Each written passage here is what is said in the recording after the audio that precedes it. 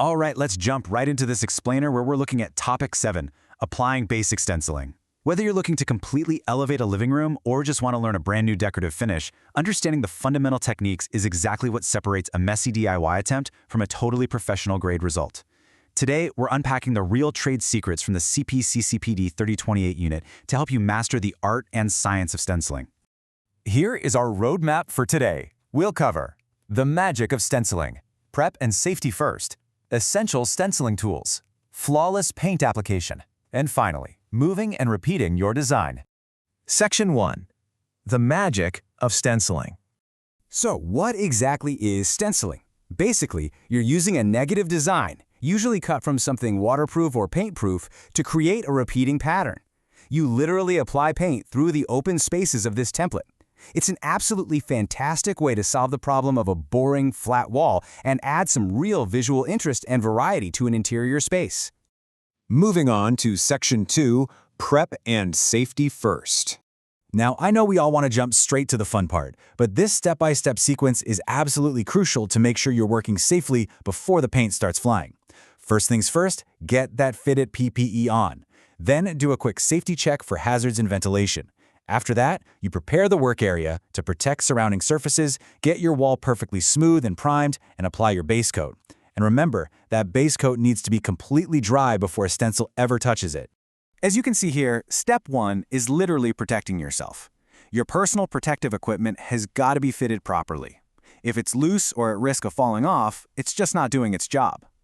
Nailing this prep work puts you in the absolute best position to work efficiently and get that high-quality result we're all after.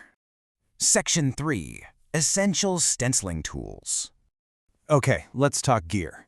While you obviously need the basics, like stencils, tape, and cutting boards, maybe some knives or scalpels, achieving that flawless finish really comes down to a few pro-trade secrets.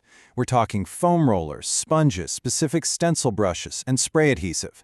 These are the real heroes when it comes to keeping your lines incredibly crisp.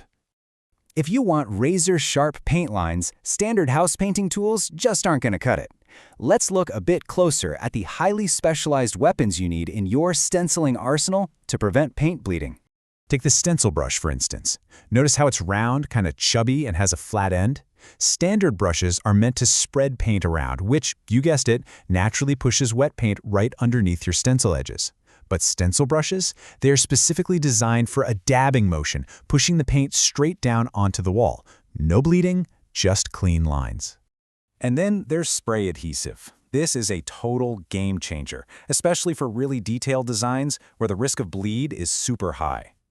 A quick spray firmly fixes the stencil flush to the surface, totally locking out any rogue paint drips that try to sneak underneath. You can even use it right alongside your painter's tape for absolute zero-shift stability. Which brings us to Section 4, Flawless Paint Application.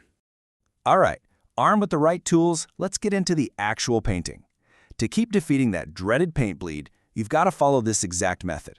First, attach your stencil so it's perfectly level on your clean base coat. Then, load your roller, offload the excess, apply with light to medium pressure, and build up your layers gradually. I really want to highlight this step. When you load your foam roller, you absolutely must offload the excess paint. I mean it. Overloading is literally the fastest way to ruin your crisp edges. A wet, dripping roller is your worst enemy here. You want the paint distributed evenly, but definitely not saturated. And when you actually apply the paint, resist the urge to force it all on at once. Use a light to medium pressure. You are not trying to get full opacity on pass number 1. By building the color up slowly in layers, you keep total control over the paint, making sure absolutely nothing gets squeezed under the template. Section 5. Moving and repeating. So, you've got flawless paint on the wall, but here's the million-dollar question. How do you safely move the stencil without ruining the freshly painted design?